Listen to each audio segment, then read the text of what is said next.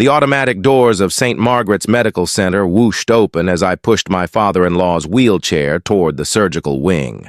That's when I heard it, a voice that could shatter wine glasses at 50 paces, screaming, "Excuse me, doctor, can we push my father's triple bypass to after brunch?" I turned to see Cheryl Peaton, my sister-in-law, slamming her bedazzled phone case onto the nurse's station counter so hard that 3 clipboards jumped. Her perfectly manicured finger jabbed at the surgery schedule like she was picking appetizers off a tapas menu, not rearranging life-saving heart surgery. Meanwhile, I stood there slack-jawed, holding Mr. Peaton's overnight bag, while monitors beeped urgently in the background and nurses exchanged looks of pure disbelief. Let me back up and introduce myself properly. I'm Nathan Caldwell, 37 years old, and I work as a diesel mechanic at Riverside Auto Works here in Millbrook, Ohio. I'm the kind of guy who shows up on time, pays his bills, and believes that when medical professionals tell you someone needs emergency surgery, you shut up and let them do their job. I married into the Peaton family 5 years ago, and while my wife Sarah is wonderful, her sister Cheryl is what happens when participation trophies grow up and demand to speak to life's manager. Cheryl Peaton, 42 years old and proud owner of 3 failed Etsy shops, strutted through that hospital like she was walking a runway in Milan instead of visiting her father before major heart surgery. She wore a velour tracksuit that probably cost more than my monthly truck payment, with sunglasses so large they could double as satellite dishes perched on her head. Even as her father lay prepped for open heart surgery, she was barking into her phone speaker about the importance of self-care and living your truth. Her main concern wasn't the triple bypass that could save her father's life, but missing her weekly Pancakes and pictures event at the Golden Griddle, where $12 got you all-you-can-drink mimosas and apparently a license to abandon all sense of human decency. Dr. Harrison, the cardiac surgeon who'd been called in specifically for this emergency procedure, maintained his composure with the patience of a saint. He explained in measured tones that Mr. Peaton's arteries were 90% blocked and that delaying the operation even a few hours could be fatal. The surgery was scheduled for 8:30 a.m., and the entire surgical team was already scrubbing in. Cheryl gasped like someone had just accused her of buying generic brand yoga pants. She clutched her chest dramatically and said, "Wow. Fatal for who exactly? Because it feels pretty fatal for me if I miss my one morning of joy this week." She actually pulled out her rose gold iPad and started moving digital sticky notes around on what she called her life optimization calendar. She insisted that her father loved brunch too, and that if he were conscious, he would absolutely tell her to go enjoy her pancakes. She said, and I quote, "This surgery is really more for you guys than for him. He's been tired lately anyway. I almost choked on my own saliva."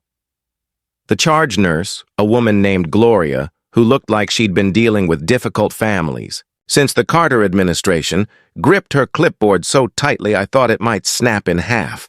When the medical staff firmly but politely refused to reschedule a life-saving surgery for unlimited mimosas, Cheryl escalated faster than a rocket launch. She whipped out her phone and started live streaming right there in the ICU.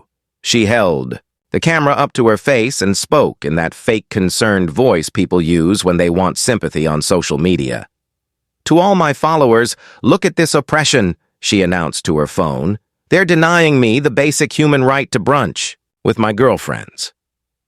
I guess hospitals only care about their own schedules, not about the mental health of patients' families. She actually panned the camera around the ICU, showing other patients hooked up to machines, nurses trying to work, and her own unconscious father lying on a gurney.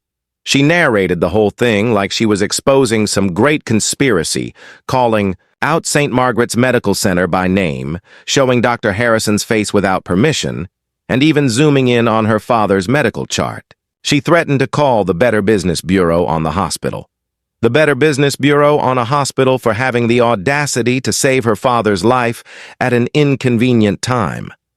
That's when I'd finally had enough of this circus. I stepped forward and spoke loud enough for everyone in the waiting area to hear. I pointed out that her entire live stream, where she was naming the hospital, showing the surgeon without consent, and broadcasting her incapacitated father's medical information to strangers on the internet, was a direct violation of HIPAA privacy laws. I mentioned that she could face serious legal consequences, including lawsuits and being permanently banned from the hospital premises. Gloria, the charge nurse, perked up immediately and confirmed that yes, if that video got posted, security would have to escort Cheryl out immediately, and she would not be allowed back during her father's recovery. Cheryl's eyes went wide with genuine fear for the first time since she'd arrived. 2 security guards appeared as if summoned by the universe's sense of justice. They looked like former linebackers who'd found second careers in not tolerating nonsense. The head of security, a mountain of a man named Jerome, informed her in no uncertain terms that she had 2 choices. She could delete the live stream immediately and wait quietly in the family lounge like a reasonable adult, or she could keep the video up and be permanently banned from visiting her father with potential legal action to follow. When she tried to argue that she had rights and that her followers needed to know the truth, I couldn't help myself. I announced loudly enough for the entire floor to hear, "Hey, Cheryl, don't worry about missing brunch. I'll make sure your dad pulls through his surgery just fine, and you can still make it to brunch at Waffle House by yourself at 3 p.m. when they stop serving breakfast." The waiting room erupted in nervous laughter as several family members of other patients had been watching the spectacle unfold. One elderly woman actually slow clapped. Cheryl's face turned the color of an overripe tomato as she frantically deleted her viral video while muttering about her ruined social media aesthetic and how this would affect her engagement metrics. She complained that she'd already told her brunch group she might be late, and now she'd look like a liar. She actually said, while her father was being wheeled into surgery, that this whole situation was making her look bad to her influencer friends. Jerome, the security guard, escorted her to the family lounge, where she spent the next 4 hours sending passive-aggressive texts to our family group chat about how unsupported she felt. The surgery was a complete success. Dr. Harrison and his team performed the triple bypass flawlessly, and Mr. Peaton was moved to recovery by noon. When he finally woke up around 3:00 p.m., groggy but stable, I was there with Sarah. I couldn't help but tell him everything that had happened with Cheryl. The old man, still hooked up to oxygen, shook his head slowly and croaked out in a raspy voice that his daughter would probably try to reschedule his funeral if it conflicted with her wine-tasting club. We all knew he was right. The real kicker came a week later. Cheryl did go to the Golden Griddle for her precious Pancakes and Pictures event the following Saturday. According to Sarah, who heard it from their cousin, Cheryl spent the entire brunch telling her friends how she had personally negotiated her father's survival around her schedule and how the hospital had tried to discriminate against her for being a strong, independent woman who knew her priorities. She claimed she'd stood up to the medical establishment and won. 3 weeks after the surgery, the hospital's legal department sent Cheryl a formal cease and desist letter regarding her social media posts about the incident. She'd apparently made several TikToks recreating the events with creative liberties that bordered on defamation. She'd hired her friend's daughter to play a nurse and filmed reenactments in her living room where she portrayed herself as a hero, fighting against medical tyranny. In one video, she claimed the hospital had tried to perform unnecessary surgery on her father for profit. In another, she suggested that Dr. Harrison had been drinking before the procedure, which was completely fabricated.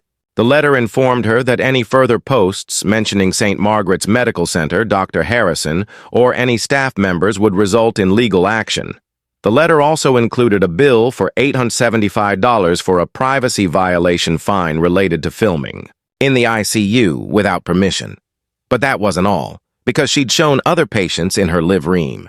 2 families had filed formal complaints, and she was facing an additional fine of $2,300 for multiple HIPAA violations. The hospital's attorney made it clear that if she didn't pay within 30 days, they would pursue collections and she could face a misdemeanor charge for violating state health information privacy laws. The final paragraph stated that Dr. Harrison was considering a separate defamation lawsuit for her false claims about him being intoxicated, which could result in damages exceeding $50,000. Cheryl called Sarah crying about how she might have to sell her new Range Rover to pay for lawyers.